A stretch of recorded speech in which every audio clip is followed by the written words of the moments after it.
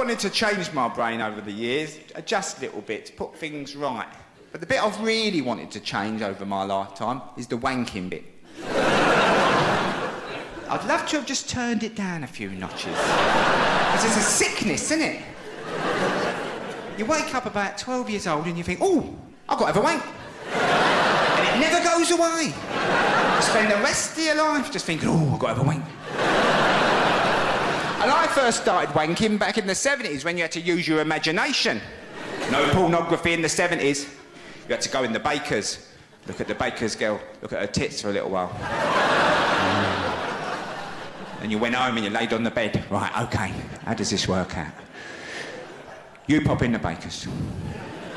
You say to her, how'd you get the jam in the doughnuts?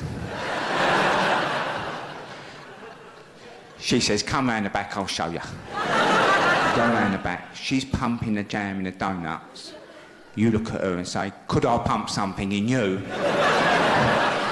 She says, I thought you'd never ask. And you give her one over the top of the custard tarts. Yeah, that's it. And it's a strange thing, wanking. It's so deeply entrenched in a man. Every situation he gets in, he sees as a potential wanking situation. I got my hair cut the other day, right? And when I turned up, they sent out the shampoo girl. You know, the little thick one, they don't let near the scissors. She came out. Hello, sir! Have you been on holiday, sir? And she took me off to a private room, which I thought was a bit suspect. And she was washing my hair normally at first. She's scrubbing it away, giving it a scrub. Suddenly, she slowed right down. I thought, oh, she wants to wank me off. Typical. I did me back in, right, about a year ago. I had to go and see an osteopath, a trained woman, professional. We're in a surgery, there's certificates all around the room. She's got a tunic on. But I'm on a table, and I, with no shirt on, with a woman. And there was a little part of my brain that kept thinking, ooh, I wonder if she does want to wank me off. Everyone likes a bit of cash in hand, don't they? You out, or were you out? Playing days are over anyway. I sorted my life out in the late 80s. Met a very nice girl. Proper middle class. She's been skiing and everything. And and we were about 4 years ago. We were together 6 years. We were making love, right? Making love. She said, I want a baby. I want a baby. I said, well, if you come off the pill, I'll start leaving it in, right? So, started leaving it in. Child came along, was created. My wife, quite a middle-class woman, she said, after a few months, she said, I'm losing my identity, she said, losing my identity. I said, have you finished your cleaning? Come on, there, you've got a cleaner. Everyone's got a cleaner now. Poor people have got cleaners. So, she went back to work, leaving me to bring the child up. So I'm pushing him along the street in his £500 pram, which I resented initially.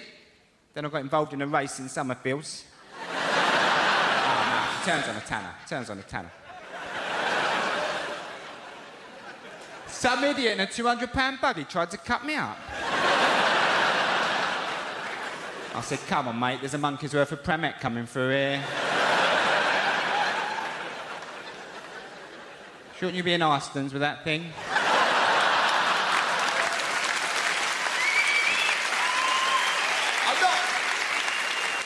I'm not a snob. We're not a snob, but we did buy an overpriced house to store the baby in. You know what I mean? In a nice area. Nice area. And my wife went back to work, so she said, it's the thing about having children is it is a bit tedious because you get up early with them. You get up about 6:30.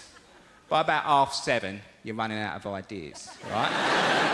So the government say, not too much telly, not too much telly. They don't know what they're talking about. He loves a bit of telly. Never once has this little boy turned to me and gone, there's nothing on, Dad. So I put him by the telly, right? He's watching Thomas the Tank Engine. I'm reading about the budget deficit, which is very high, as we know, and you should be more worried about it. He's watching Thomas, I'm reading the paper. He's watching Thomas, I'm reading the paper. Suddenly, I'm watching Thomas.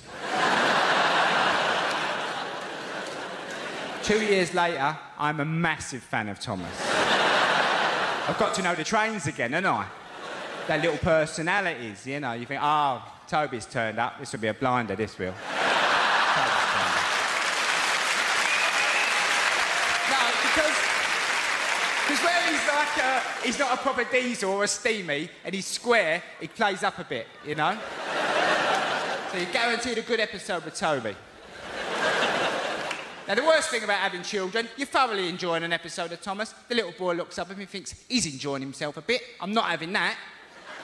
I think I'll go off and top myself, all right? So he goes and gets in the oven. Keep me on my toes, and you have to go, hot, hot, hot! Hot, hot, hot! And you miss the end of Thomas. It ruins the rest of your day. Ruins it. It gnaws away at you. You think, how did that end? I was like, oh. And it's not the sort of show you can just pop down the pub that night and start asking about, you know what I mean? Like saying to people, I don't suppose you saw Thomas this morning, did you? They brought the orchestra over, right, to play out the Fate, the So Dar Fate. They've only sent Percy to pick them up, haven't they? I don't know what the Fat Controller's thinking about sometimes. I really don't. We know it's a job for Gordon, don't we? Possibly Henry at a push.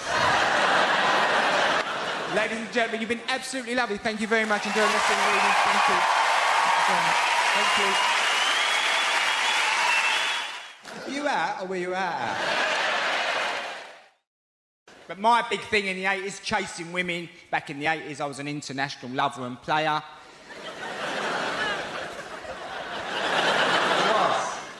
I'd made love to women as far afield as Cardiff, Cornwall.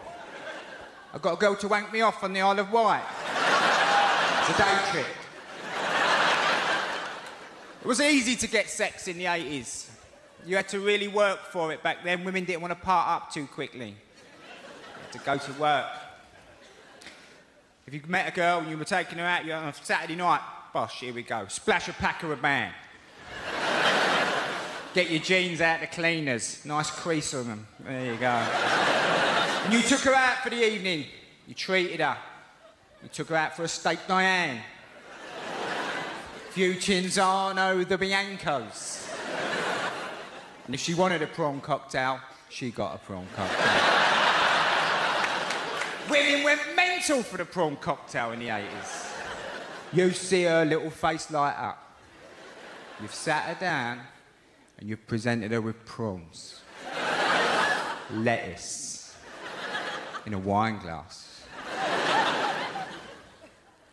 Drizzled with the dressing from 1,000 Islands. Not salad cream tonight, princess. Tonight you're special. You're gonna get a dressing that's been gathered from 1,000 islands. You brought to this steakhouse in Bethnal Green. Now you want the vagina. This hasn't changed. Men have chased the vagina since time began. The vagina has changed, as we know. It was still a big hairy beast back in the 80s. Big hairy, militant, Marxist, feminist vagina. It was angry, the vagina in the 80s. Had a terrible attitude. I mean, the knickers weren't small and it was still busting out the side. Big angry vagina. He started rolling these Marxist knickers down and it would come out. What are you looking at? But you want the vagina. So I got myself a place. Kitted it out for love. Bedsitter. Quality bedsitter. Not council. And I went and got all the latest gear. I spent about 700 quid. Right, let's go. Take her back, sit her down on the futon. She's half in bed already. Up there for thinking. Go over to me stereo stacker system. Got a stereo stacker. Listen to wah-wah. With a built-in graphic equaliser. It does nothing. I slip into the cassette deck. Now that's what I call music. 2.